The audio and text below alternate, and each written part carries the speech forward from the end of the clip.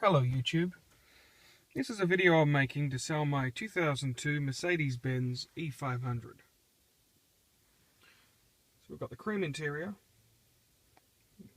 In my opinion, this is the best colour combination available. There we go. 4-zone climate control, because for some reason you want to have every corner of the car at different temperature. I've never used it, I've only ever had it on the same temperature for everyone. Got our Sat-Nav.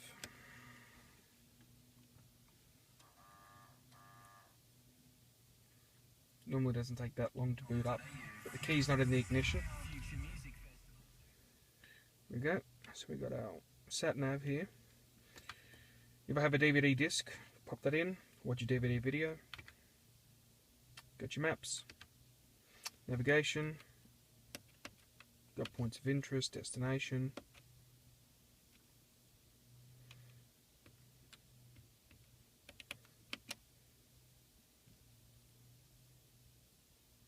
Well, next, telephone. Well, I haven't got the Bluetooth connected at the moment, but when the Bluetooth is connected, this down here shows how much service you have on your phone, and you can make a phone call on this menu using the keypad. You can answer the call, you can hang up a call, and if you really want, you can have a private call. As soon as you hang the phone back in the holder, however, it goes back to speakerphone. Now, with audio, there's the inbuilt CD player, which will also read DVDs and, in fact, even play MP3s off a DVD disc. So if you have a dual layer DVD disc, you can get about 8 gig of music on a disc for up here. Next, there's the CD changer. Well, the CD changer is actually hidden very cool in this compartment down here. So it's a 6-stacker CD player. But there is a switch down here. I don't know if you can see it. Basically, you have the option of having the CD player or the CD changer being this, which I've currently turned off, and instead got the iPod connection.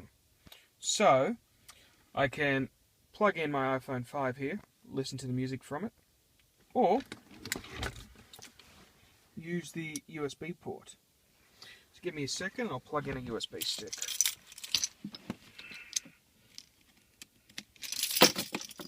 Okay, so that's plugged in.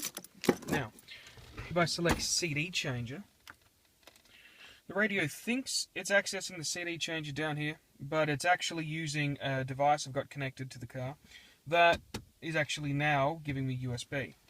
So, get USB audio, which is great, but can change songs and go through menu options. So here we go, we can change tracks and we can go through playlists and stuff. So if I go to disc 1, which isn't really a disc but a menu for the CD changer adapter that gives me the iPod connection, push number 1 there for disc 1 and I can scan the folders. To go back to view the song, it's disc 5, and that'll give me the song. So with this is how I've always used my audio. It's always been either an iPod or a USB stick. I don't actually use a CD changer, but it's very easy to activate again. You just flick a switch down under there, and this becomes a CD changer again, and the iPod stops talking to the radio. So that's not the only thing. With this, there's the instrument cluster. Now, when the audio menu's selected, I'll show you when this boots up a bit. So we've got different menus here. Sat-Nav, if there's any malfunction, say a light load blows or you're running out of fuel, that's a malfunction. Settings, so if you want, say, your seat to move back and your steering column to move up while you exit the vehicle, that can be set in here. You got your trip computer, so you can set how much fuel and how long you've been running the car in a single trip, or the other options are since you've reset it. Also the range, how much fuel is left. Again, if my phone was connected to Bluetooth, right now I could scroll through the names that are in the phone without having to touch the phone. This is all done with the steering wheel controls down here. So that's all I'm using right now. And I can go through the phone book without ever having to really move my eyes off the road at all. And the next one here is the speed. Fantastic, get a digital readout of the speed, but as you'll notice, down here, where we've got the temperature, that can be set to always be the speed, which is what I normally have it set to. So no matter what menu I'm in, let's change. No matter what menu I'm in, I can always see my speed digital. Right now that is set to temperature, but that's only because this is a different key. Depending which key you unlock the car with is what mirror, seat, I think radio presets, instrument settings, heating, all that's defined by which key you use. So if you have two keys, well, you can pretty much have two completely separate people drive the car and each of it have it exactly as they want. Alright, so anyway, in the radio menu here, you see the track name. But using the steering wheel controls like any other radio, I guess nowadays, you can go through the tracks. I do quite like seeing the track name in the instrument cluster here. But one of the better features is the fact that you get Sat-Nav in the instrument cluster. Let's just focus that. Okay, so if on the radio here, focus. Right, so let's choose a destination and start. Your route is being calculated. It'll give me directions in the instrument cluster. Now, I'm not actually driving, but if I were, it would actually come up with an arrow here saying, go left onto Johnson Street. It'll actually say it there and have an arrow. That way, really, you're not looking too far off the road to see follow the arrow your directions. on the display. So let's cancel that. Navigation, cancel, yes. So, we've got heated seats in the front. And you got your ESP off button. Don't know why you'd turn it off unless you really wanted to, I don't know, crash or something. Hazard light. And this button here will drop the rear headrests. So, all three rear seats have their own headrests. If the headrests are up and in the way, so in other words, if I can see them in the rear view mirror and they're annoying, I can push this button, they'll drop, and they're no longer in my way.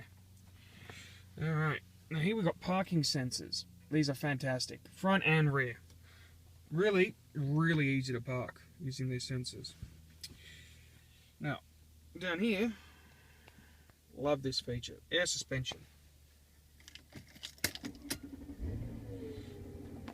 You can choose the height of the car. Raised is about half a foot higher than normal. So right now that's raised. You can lower the car by pushing that button there. And this button here is a suspension. So I can have it on right now, it's medium suspension stiffness, or sport suspension, which makes a massive difference, and comfort, which every one of these is quite noticeable. I like to keep it in the middle here. But raising the car is great for parking. That way you never hit the front bumper when you get those concrete things in front. So hit that, you get up here, information, vehicle raising. And it's probably a little hard to see, but you'll actually see the vehicle raise. Oh, it's finished. Missed it. Well, anyway, that's some of the cool stuff. Something that I find quite good is the fact that the steering wheel is actually electrically adjusted. It's not manual, as are the seats. Back, forward, whatever, headrest. Got your mirror controls. And here, if I put the car in reverse, you'll see the mirror dips down. That way, it's great for parallel parking. You can see the curb, you don't hit your rims. But in addition, I've also got a reverse camera. So the reverse camera displays there whenever the car's in reverse. It's in park, the screen goes off. Now I put the car in park, you'll see that the mirror will just eventually, after about 10 seconds or so, go back up. Up here we've got the auto sensing mirror, so there's a sensor up here. If there's a vehicle behind you with its lights on, the mirror will detect that, dim this mirror automatically, and will also dim the driver's side mirror.